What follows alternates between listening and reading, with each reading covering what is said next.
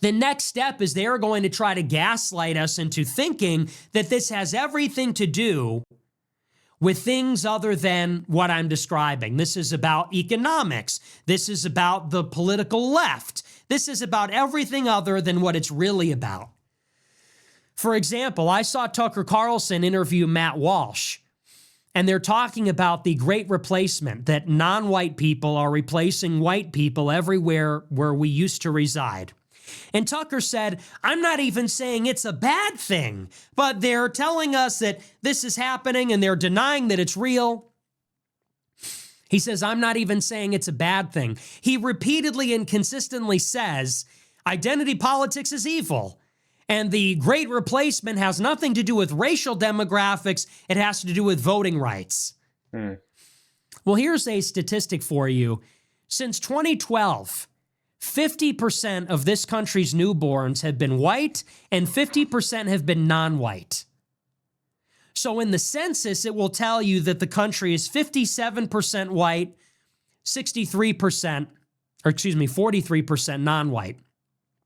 But if you look at the newborns, if you look at where the arrow is pointing, for the last 13 years, the newborns have been 50-50.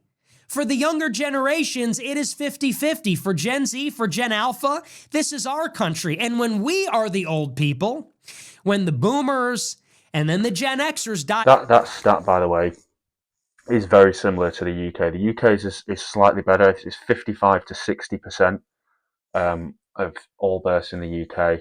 Of new births in the UK, I should say. Newborns in the UK are white British. And it's millennials, Zoomers, Gen Alpha, Gen Beta. It's going to be even less white than that. The older generations will be 50-50. The younger generations will be even less. And every successive generation, less white after that. And that is what every city, every town, whether it's a small town or a medium-sized city or the biggest cities, that's what every single polity in the country will look like. And there's not going to be a Christmas in America when that happens. There's not going to be a 4th of July. There's not going to be those traditions and customs, manner of life that we used to have. It won't be like it was in A Christmas Story. It won't be like it was in Elf. It won't be the kind of city it was like in Home Alone. It's going to be a completely different place. And will that be America? And will that matter? I think it matters a great deal to everybody. I think it matters a great deal to anybody that cares about America. And what they're going to try to do for the purpose of domestic stability is to gaslight all of us into thinking that that's not really happening, or that if it is, that that's not really a problem. And that the only reason that anybody would have an issue with multiracialism, the only reason that anybody would have a problem with these changing demographics is because there's something wrong with you. Mm-hmm. If you have some sort of that's already been pushed big time. Psychological or emotional disorder, if you were raised wrong, if you have hatred in your heart, if you're some sort of twisted malcontent, like me, they say. Why is this person so angry? Why are these people so spiteful? Well, what went wrong along the way? It's because they couldn't get laid. It's because they were angry. It's because of their childhood. It's because they deserve coal in their stockings, because they're a terrible person. And I think it's all the more reason in 2026 we have to double down. And we have to say, this isn't spite. This isn't, strictly speaking, an emotion like anger. We are not malcontents. We are not freaks. We're not people that are not well adjusted.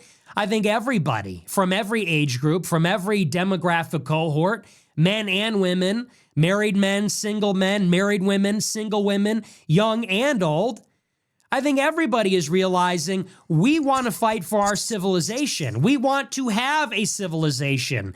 Christendom and Europe and the civilization of our ancestors is actually worth fighting for. And not only is there nothing wrong with that, that's actually the only normal position. That is the... That's it. Especially, I mean, I'm very proud of my British heritage. I did a DNA test. I'm like, I've got a little bit of Irish and Norwegian, but other than that, I'm fully English. But yeah, it seems to be something that's pushed, the idea that being proud of your ancestors and wanting, you know, Britain to stay British, and being proud of your American heritage or your European heritage, that seems to constantly be vilified. And you know, you're called all sorts of names and tried to sort of put in a box for simply just wanting to preserve British culture and British values, or American culture and American values, European culture, European values. That seems to be just vilified. Normal, healthy, righteous disposition. You should want to fight for the civilization of your ancestors. That is the inheritance of our posterity. It is normal for us to want to fight to preserve those things. It is not abnormal. But yeah, that's Nick's kind of prediction for what they're going to try and do in 2026. Be interested to see how much of that comes true. Obviously, he predicted the stuff with America and Iran. See if any of that comes through. Personally, I think it will. But it's nice to see now. I mean, people are waking up to it. People are able to view his content and make up their own mind about him. But yeah, is Nick right? Let me know what you guys think in the comments. As always, thank you very much for watching. Stay based. I'll see you in the next one.